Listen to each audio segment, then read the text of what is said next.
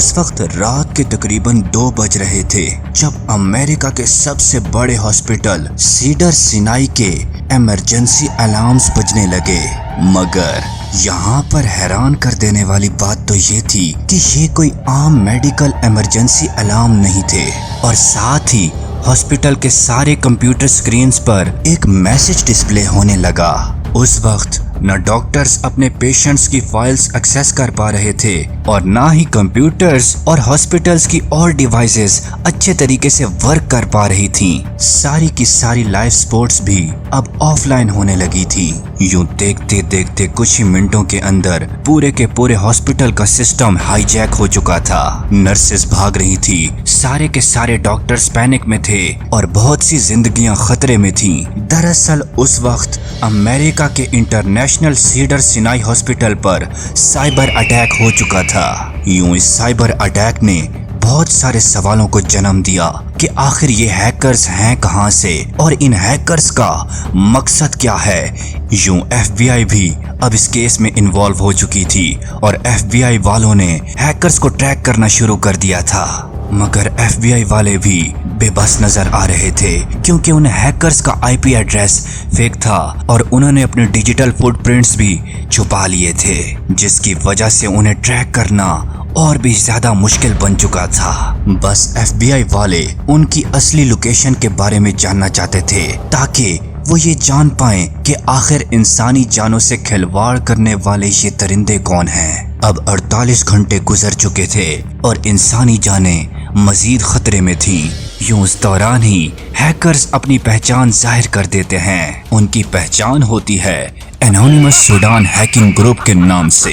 ये नाम सुनकर साइबर सिक्योरिटी एक्सपर्ट्स हैरान रह जाते हैं क्योंकि उन्होंने आज से पहले ये नाम कभी नहीं सुना होता। इस हैकिंग ग्रुप की अमेरिकन सरकार से सिर्फ 2 डिमांड्स थीं। पहली ये कि उनके कंट्री सूडान पर लगी सैंक्शंस को हटाया जाए और दूसरी उन्हें भारी रकम दी जाए। एक अंदाजे के मुताबिक अमेरिकन सरकार से इन हैकर्स ने $23 मिलियन की भारी रकम के बदले में हॉस्पिटल के सारे सिस्टम्स को रिवाइव कर दिया था। मगर ये कहानी यहाँ पर खत्म नहीं होती। अभी आगे इस कहानी में बहुत कुछ आना बाकी है। ये बात है फरवरी 2023 की। उस दिन सुबह बहुत खामोशी थी, बिल्कुल वैसे ही खामोशी थी जिस तरह हर तूफान के आने से पहले खामोशी होती है। मगर सुबह 9 बजे के बाद पूरी दुनिया ने देखा कि स्वीडन और डेनमार्क की बड़ी बड़ी वेबसाइट्स काम नहीं कर पा रही थीं क्योंकि उन वेबसाइट्स पर एनोनिमस सूडान की जानिब से डीडोस अटैक परफॉर्म किया गया था, जिसकी वजह से वो तमाम वेबसाइट्स क्रैश होकर रह गई थीं। डीडोस अटैक एक हैकिंग अटैक की टाइप है जिस अटैक के अंदर विक्टिम वेबसाइट के ऊपर बहुत ज्यादा ट्रैफिक को सेंड किया जाता है, जिससे वो वेबसाइट प्रॉपर तरीके से काम करना बंद कर देती है। याद रहे, डीडोस अटैक के अंदर ना वेबसाइट को और ना ही उस वेबसाइट के सर्वर्स को कुछ होता है। हाँ, मगर उस विक्टिम वेबसाइट की सर्विस और उसकी ट्रैफिक पर बहुत ज्यादा असर पड़ता है। डीडोस हैकिंग अटैक इस हैकिंग ग्रुप एनोनिमस सूडान का एक पावरफुल वेपन है जिसका यूज वो बहुत ज्यादा करते हैं और इस हथियार का यूज करके वो अपने दुश्मनों को तबाह बर्बाद करके रख देते हैं। इस हैकिंग अटैक के बाद एनोनिमस सूडान ने अपने टेलीग्राम चैनल पर जाकर इस हैकिंग अटैक की जिम्मेदारी कबूल की। इसके बाद 1 हफ्ते तक उन्होंने पूरे स्वीडन को अपना टारगेट बना लिया। फिर तो उन्होंने स्वीडन के बैंक्स से लेकर हॉस्पिटल्स तक पूरे स्वीडन कंट्री के नेटवर्क्स को अपने हैकिंग अटैक से तबाह बर्बाद करके रख दिया। इसके बाद तो स्वीडन की पुलिस और इंटेलिजेंस एजेंसियां शॉक में चली गईं कि आखिर ये उनके साथ हो क्या रहा है, क्योंकि उस कंट्री की बड़ी बड़ी वेबसाइट्स एनोनिमस सूडान के टारगेट पर थीं। ये कहानी थी एक बदले की जो कि एनोनिमस सूडान ने स्वीडन कंट्री से लिया था। हुआ कुछ यूं था कि स्वीडन में उन दिनों कुरान पाक की तौहीन की गई थी, जिसकी वजह से पूरी दुनिया की मुस्लिम कम्युनिटी का दिल दुखा था। बस इसी बदले की वजह से एनोनिमस सूडान ने पूरे स्वीडन की वेबसाइट्स को अपना टारगेट बना लिया और उनके हैकिंग अटैक्स की गूंज पूरे स्वीडन कंट्री में फैलने लगी। सो एनोनिमस सूडान ने अब एक बहुत बड़ा हैकिंग अटैक परफॉर्म करने के बारे में सोचा, मगर उनको यहाँ पर एक प्रॉब्लम का सामना करना पड़ा, क्योंकि वो ये बहुत बड़ा हैकिंग अटैक अकेले परफॉर्म नहीं कर सकते थे। इसके लिए उन्होंने रशियन हैकिंग ग्रुप किलनेट के साथ हाथ मिला लिया। बात है मार्च 2023 की, जब किलनेट और एनोनिमस सूडान ने ऑस्ट्रेलिया की यूनिवर्सिटीज, हॉस्पिटल्स और एयरलाइंस के नेटवर्क को अपने टारगेट पर ले लिया और उनके नेटवर्क्स पर हैकिंग अटैक्स परफॉर्म किए।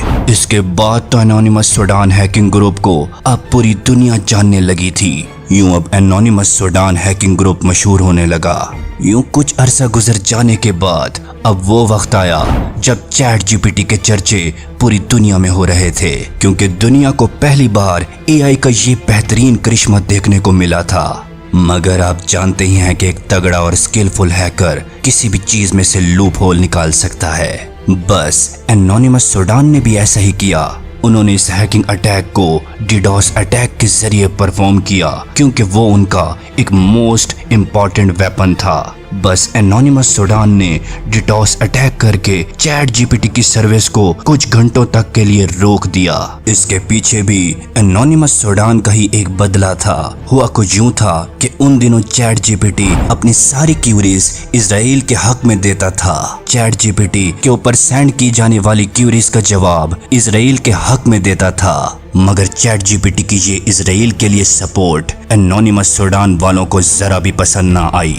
इस वजह से उन्होंने अपने टेलीग्राम चैनल पर जाकर इस हैकिंग अटैक की जिम्मेदारी कबूल करते हुए लिखा कि उन्होंने ही ओपन एआई और चैट जीपीटी पर हैकिंग अटैक परफॉर्म किया है। अब एनोनिमस सूडान का अगला टारगेट स्कैंडिवन एयरलाइन की वेबसाइट और मोबाइल ऐप बनी, जिसको हैक करके उन्होंने तकरीबन 1.3 करोड़ जैसी भारी रकम की डिमांड की। और इस हैकिंग अटैक के बाद एनोनिमस सूडान बना 2023 का बहुत ही ज्यादा खतरनाक हैकिंग ग्रुप। और इस ग्रुप का सिर्फ एक ही मोटिव और स्लोगन था कि इजराइल फलस्तीन पर अपना जुल्म बंद करे, वरना वो पूरी दुनिया के नेटवर्क्स को अपने हैकिंग अटैक से चिल्ला कर रख देंगे।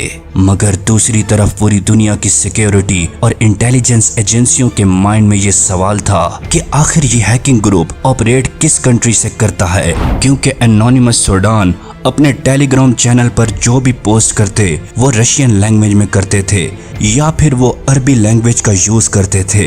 सो यहाँ से पूरी दुनिया कंफ्यूज होकर रह गई कि आखिर इस हैकिंग ग्रुप एनोनिमस सूडान का ओरिजिन कौन सा कंट्री है, यानी ये किस कंट्री से ऑपरेट करता है। और यही एक ऐसा मिस्टीरियस सवाल था जिसका जवाब अब तक ना मिल सका। और इसी वजह से most dangerous hacking group anonymous Sudan को अब तक दुनिया की कोई भी ताकत पकड़ नहीं सकी।